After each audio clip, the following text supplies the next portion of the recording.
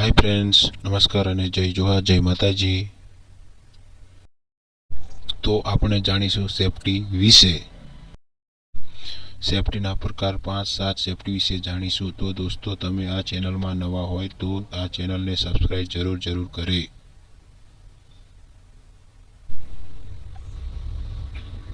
1. Safety. Helmet કેમ પહેરવામાં આવે? વર્કશોપમાં જનરલ કામ કરતી વખતે માથાના રક્ષણ માટે હેલ્મેટ પહેરવા, જેથી ઉપરથી પડતી વસ્તુઓ દ્વારા કે માથું અથડાતી વખતે માથામાં થતી ઈજા સામે રક્ષણ મળે છે। Use safety goggles and mask.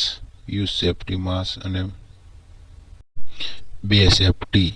Drilling, grinding કે મેટલ કટિંગ મશીન પર કામ કરતી વખતે આંખના રક્ષણ માટે વેપરેન્ટ સેફટી ગોગલ્સ, મેટલ સામે ના કારણે રક્ષણ માટે માસ્ક પહેરો। બિલ્ડિંગ કામ કરતી વખતે આંખોના રક્ષણ માટે ગોગલ્સ કે ગોગલ યુક્ત હેલ્મેટ પહેરો। વર્કશોપમાં કામ કરતી વખતે હંમેશા સાવધાન રહો। સાવધાન ઘટી દુર્ઘટના ઘટી। કહેવતના અન્ય હંમેશા જાગૃતતા કેળવીએ, સતત રહી કામ કરવું, અસાવધાની કે બેદરકારીથી કામ કરવું નહીં। જે કામ કરતા હોય તે કામ પર એકાગ્ર બની કામ કરો તો અકસ્માતને નિવારી શકાશે। તો દોસ્તો, હું વિડીયો બનાવવા મહેનત કરું છું, એના માટે ચેનલને સબસ્ક્રાઇબ જરૂરથી કરજો મિત્રો। પ્લીઝ યારો, સબસ્ક્રાઇબ કરો। ચાલો, ઇલેક્ટ્રિક મશીન કે પેનલ બોર્ડને અડકવું નહીં। જો અડકવું જરૂરી બને તો તેની મેટલ બોડી સાથે અર્થિંગ અસરકારક રીતે જોડાયેલું છે કે નહીં તેની ખાતરી કરો। ત્યારબાદ ઉલટા હાથે મેટલ બોડીને સ્પર્શ કરી ઝડપથી હાથ પાછો ખેંચો।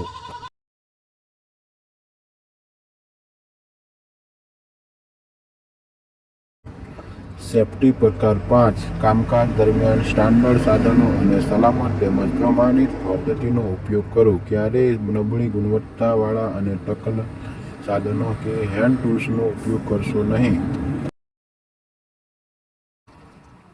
નબળી ગુણવત્તાવાળા હેન્ડ ટૂલ્સ વડે કામ કરવાથી કામની ગુણવત્તા ઘટે છે અને અકસ્માત થવાનો ભય રહે છે। સેફટી પ્રકાર 6। જ્યારે ઊંચાઈ પર સીડી, પુલ કે સ્ટ્રક્ચર ઉપર ઊભા રહીને કામ કરવાનું હોય ત્યારે સેફટી બેલ્ટનો અવશ્ય ઉપયોગ કરવો। સેફટી બેલ્ટ ઉપરથી પડવા સામે રક્ષણ આપે છે। પ્રકાર નોંધ: સેફટી પર ચડતી વખતે આટલી બાબતો ધ્યાનમાં રાખવી: હંમેશા તમારી બોડીનું સેન્ટર ઓફ ગ્રેવિટી બેલેન્સિંગ સીડીના પગથિયાની મધ્યમાં રહેવા। ક્યારેય સીડીના સૌથી ઉપરના 2 પગથિયા ઉપર ઊભા રહેશો નહીં।